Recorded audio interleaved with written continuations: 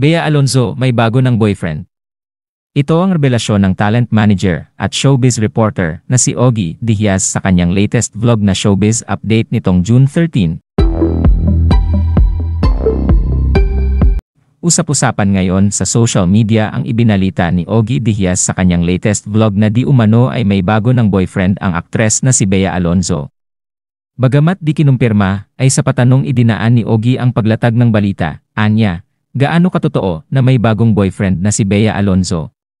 Kwento pa ni Ogie nang galing ang impormasyon mula sa kanyang reliable source, bagamat alanganin sila Ogie Diaz, Tita Jegs at Mama Loy na ibalita ang issue na ito tungkol kay Bea, dahil di pa nga daw nila nalulusutan ang demandang label na inihain sa kanila ng aktres kamakailan.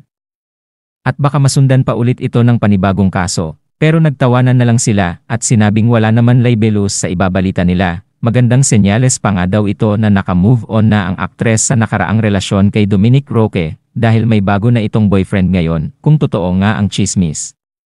Binilang pa nila Ogie na pasok naman daw sa 3-month rule ang pagkakaroon ni Bea ng bagong karelasyon. February nang maghiwalay sila Bea at Dom at ngayong buwan ng June nang maibalita na may bago na itong boyfriend, kaya lumalabas na 4 months ang pagitan at nasunod naman daw ang 3 months rule, kaya wala nang masama kung totoo ito.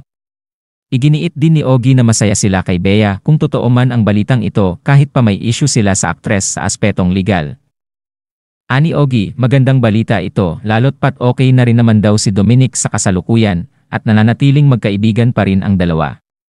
Sa huli ikinuwento ni Ogie ang tungkol sa napapabalitang bagong boyfriend ni Bea. Hindi daw ito artista at half Pinoy at half foreigner ang naturang lalaki. Hintayin na lamang daw mula mismo kay Bea ang pagkumpirmasyon o pagdedenay sa balitang ito, at iginiit nila na masaya sila para sa aktres.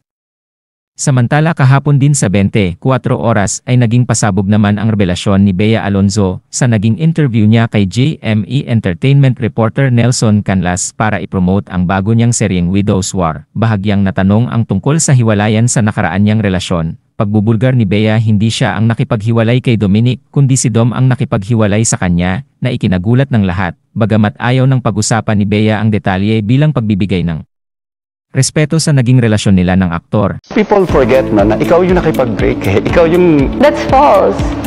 Hindi ako nakipag-break. So ikaw yung nawalan ng relasyon? Oo. Since you mentioned that, I asked that. So hindi ikaw ang nakipag-break? Oo, pero huwag natin pag-usapan yun.